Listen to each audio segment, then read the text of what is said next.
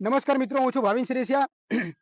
સમગ્ર ગામની અંદર જે આર્થિક રીતે પછાત છે અને નબળો જે વર્ગ છે ત્યાં વોલ્ટેજ આપવાનું તો કામ જીબી વાળા કરતા જ નથી. પૂરો વોલ્ટેજ નથી મળતો. એની અનેક સમસ્યાઓની અરજી કરી, પણ આજે જીબી વાળાની એટલી બેદરકારીને કારણે એક જીવ ગુમાવવો પડ્યો.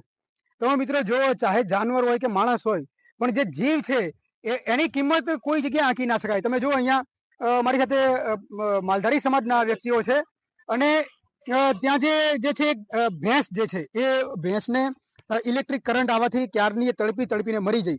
તેમ છતાં આ લોકોએ રજૂઆત કરી, એમને જીબીમાં ફોન કર્યો છે, પણ હજી સુધી લોકો આવ્યા નથી. કેટલા ટાઈમથી આપણે ફોન કર્યો જીબી વાળાને? 20 મિનિટ થઈ. 20 મિનિટ થી પણ હજુ પાવર બંધ નથી થયો ને હજુ આયા પણ કોને તમે ફોન કર્યો? મેન સાહેબ ને ત્યાં જીબી માં જ ફોન કર્યો. અને સાહેબનું નામ શું? સાહેબનું નામ ખબર છે કોઈને? હિતેશભાઈ. એટલે મેનેજર સાહેબને ફોન કર્યો કે ટેકનિશિયન ને? નંબર હતો તે આપણે જાણ કરી દીધી. નંબર પર અમને ફોન કર્યો છે. 20 મિનિટ થઈ ગઈ, હજી સુધી જીબી વાળાએ આવવાની જરૂર નથી. પાવર બી કટ કરી નાખ્યો હોત ને ત્યાં સુધી તો આ જીવ બચી ગયો હોત. તડપીને એક જીવ ગુમાવ પડ્યો. તમે વિચારો, અબોલ પ્રાણી છે, એને આપણે માણસોએ આપણી સવલતોને આપણી વ્યવસ્થાઓને સુવિધાઓને કારણે બધું બનાવી તો નાખ્યું, પણ એનું ઘર તો આપણે ઉજાડી લીધું. તો એ ક્યાં જશે? ખાવા પીવા માટે તો એને ખેતરમાં જ જવું પડે, જંગલમાં જ જવું પડે. એને તો કઈ ખબર પણ નથી પડતી કે અહીંયા ઇલેક્ટ્રિક કરંટ જાય છે અને માણસે એની સુવિધા માટે બનાવેલું છે. તમે જો, હું તમને અહીંથી ભેંસ બતાવવાની કોશિશ કરું છું મિત્રો, કે આ જે અબોલ પ્રાણી છે એની કેવી હાલત થઈ છે આ જીબી વાળાની બેદરકારીને કારણે.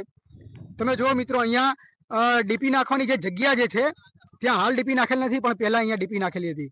આ જે ભેંસ તમને દેખાય છે મિત્રો, એ તડપીને અહીંયા મરી ગઈ. અને 20 મિનિટ પહેલા આ લોકોએ એમને કોલ કર્યો કે તમે પાવર કટ કરો અથવા તો અહીંયા કોઈ વ્યક્તિને મોકલો. જો પાવર પણ કટ કર્યો હોત ને તો પણ આ જીવ બચાવી શક્યા હોત આપણે. તમે અહીંયા જુઓ, માંડલ જે આઈટીઆઈ જે છે એ આઈટીઆઈની સામે એક અબોલ પ્રાણીએ જીવ ગુમાવ્યો. ઇલેક્ટ્રિસિટી સપ્લાય જો બંધ થઈ ગયો હોત તો આ બચી ગયો હોત. અને અહીંયા તમે જો, માલધારી સમાજના લોકો ઊભા છે અને એમની વ્યથા એ છે કે એક તો જે છે એમનું પ્રાણી પણ ગયું, એમનું પશુ પણ, અને કોઈ જીબી વાળાએ અત્યાર સુધી અહીંયા આવવાની કોશિશ કરી નથી. હવે એનો મૃતદેહ પણ અહીંથી લઈ જવો હોય તો કેવી રીતે લઈ જવાનો? પાવર કટ ના થાય ત્યાં સુધી આને કેવી રીતે અહીંથી ખસેડવાનો?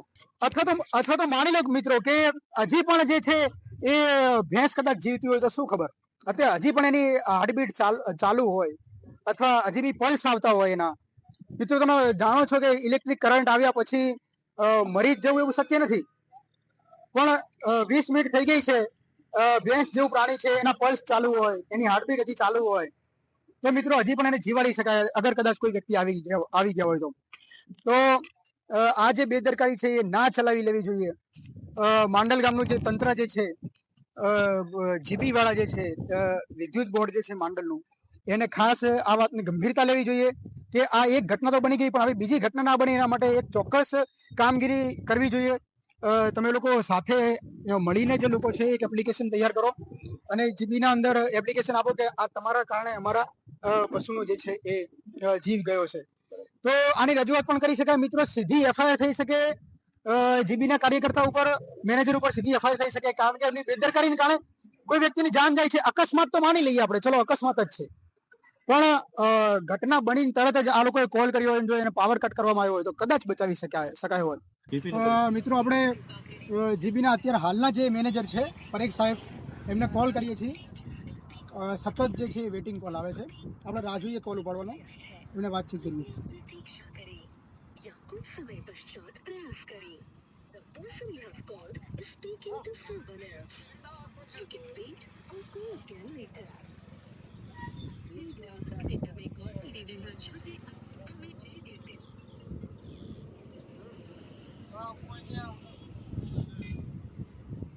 ફરીથી એકવાર કોલ લગાવીએ છીએ.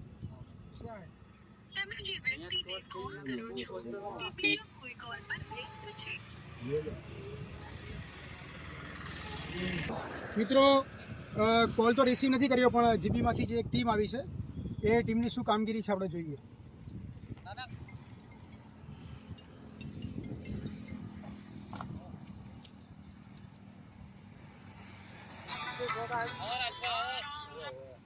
હા મહેશ, તમે આવી ગયા હો તો ભાઈ જાતો કરો ભાઈ. ચલો.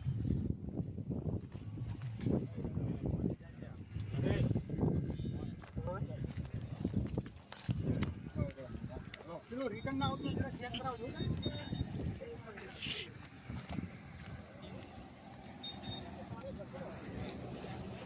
આ લીલું હોય જો અંદર જવામાં જો ચાલુ હોય ને તો ઉપાધિ કરાય ને અલા બંધ કર્યું એમ નહીં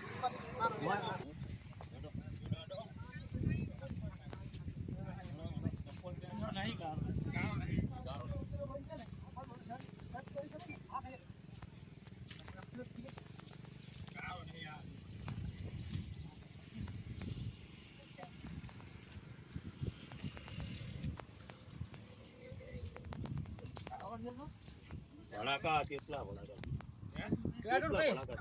તાણિયા ઓલી સાઈડ ભેંસે તાણિયા અહીં લાવી છે પૈસા એટલે તાણીઓ ભરાઈ ગયો ઓલી સાઈડ તાણીઓ ભરાઈ ગયો એટલે ઈ લેવા નડી ગયો બીજું કઈ છે નહીં આ સિગડામાં લઈને આવજો. હા દેખાય છે ને ફોટો હીરામાં ભરાઈ ગયો છે અને એ તાણે સીધો 11 કેવી સાથે ટચ થઈ ગયો. ભેંસ મળી ગઈ છે મિત્રો. દુઃખદ વાત કહેવાય પણ અકસ્માત જે છે હવે આપણે શું કરી શકીએ એમાં. બને ત્યાં સુધી એના માલિકને એનો જે મૃતદેહ મળી જાય ને પછીની જે કાર્યવાહી જે અગર કોઈ વીમો ઇન્સ્યોરન્સ વગેરે હોય તો તમે કરી શકો છો. હવે અમારી અહીંથી ફરજ પૂરી થાય છે, અમે રજા લઈએ છીએ. આગળ કાંઈ અમારી જરૂર પડે કોઈ પણ સપોર્ટની તમારે લીગલ એક્શન લેવી હોય તો પણ અમે સાથે છીએ તમારી પાસે સાથે, અને બીજી કાંઈ રજૂઆત કરવી હોય તો પણ સાથે છીએ.